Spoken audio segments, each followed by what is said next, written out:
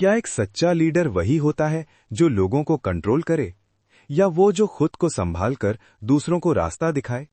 यही फर्क समझना असली लीडरशिप की शुरुआत है, और इस गहराई को सबसे स्पष्ट रूप से हमें भगवद गीता समझाती है।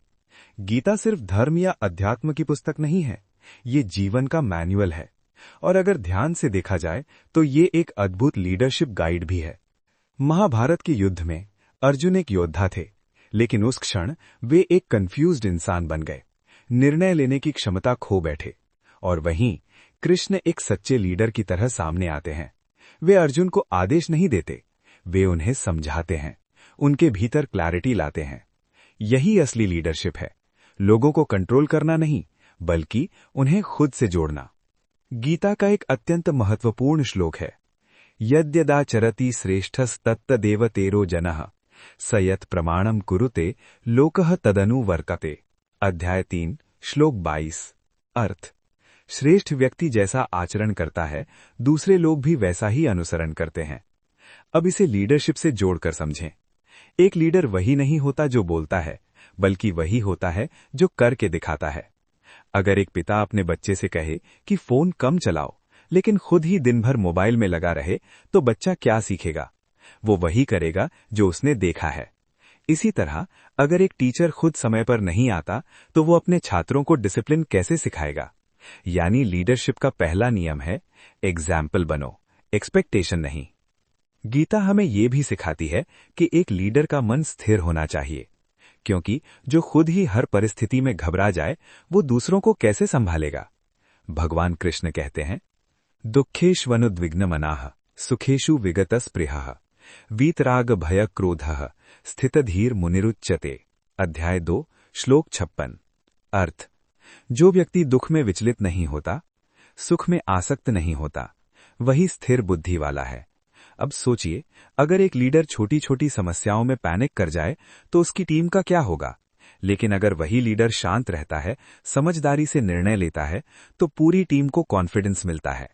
यही अंदर की स्टेबिलिटी लीडरशिप की असली ताकत है। अब एक और गहरा पहलू समझते हैं। गीता हमें यह भी सिखाती है कि एक सच्चा लीडर ईगो से नहीं, ड्यूटी से चलता है। भगवान कृष्ण अर्जुन से कहते हैं, स्वधर्मे निधनम श्रेयः परधर्मो भयावहः। अध्याय 3 श्लोक 35। अर्थ: अपने धर्म यानी अपने कर्तव्य का पालन करना सबसे श्रेष्ठ है। अब इसे लीडरशिप में समझें। आज कई लोग लीडर बनना चाहते हैं, लेकिन जिम्मेदारी लेने से बचते हैं। सच्चा लीडर वही है जो कठिन निर्णय लेने से नहीं डरता, जो अपने कर्तव्यों को सबसे ऊपर रखता है। एक उदाहरण लें, एक टीम में कोई गलती हो जाती है। एक कमजोर लीडर क्या करेगा? वो ब्लेम दूसरों पर डाल देगा। लेकिन एक सच्चा लीडर क्या करेगा? वो जिम्मेदारी लेगा और कहेगा, ये मेरी टीम है और मैं इसे सुधारूंगा। यही एटीट्यूड उसे अलग बनाता है। गीता हमें ये भी सिखाती है कि लीडरशिप का मतलब सिर्फ आगे चलना नहीं, कभी कभी पीछे रहकर दूसरों को आगे बढ़ाना भी है। भगवान कृष्ण खुद युद्ध में हथियार नहीं उठाते, लेकिन फिर भी सबसे महत्वपूर्ण भूमिका निभाते हैं। वे मार्गदर्शक बनते हैं, सहयोगी बनते हैं। यानी सच्चा लीडर वही है जो स्पॉटलाइट में नहीं, इम्पैक्ट में विश्वास रखता है। अब एक और रियल लाइफ उदाहरण लें। मान लीजिए एक घर में कोई समस्या आती है। अगर घर का मुखिया घबरा जाए तो पूरा परिवार अस्थिर हो जाएगा। लेकिन अगर वही व्यक्ति शांत रहकर सबको संभाले, सही दिशा दिखाए, तो वही व्यक्ति उस समय का लीडर बन जाता है। यानी लीडरशिप कोई पद नहीं है, ये एक जिम्मेदारी है जो हर व्यक्ति अपने जीवन में निभा सकता है। गीता हमें सिखाती है, पहले खुद को लीड करो। जब आप अपने मन को कंट्रोल कर लेते हैं, अपने इमोशंस को संभाल लेते हैं, तब आप नेचुरली दूसरों को भी इंस्पायर करने लगते हैं।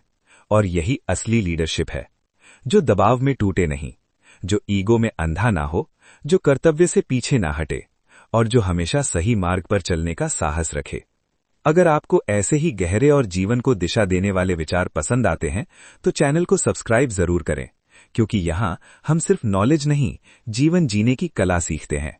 और जब इंसान खुद को संभालना सीख जाता है, तो वो बिना कोशिश के भी दूसरों के लिए एक रास्ता बन जाता है।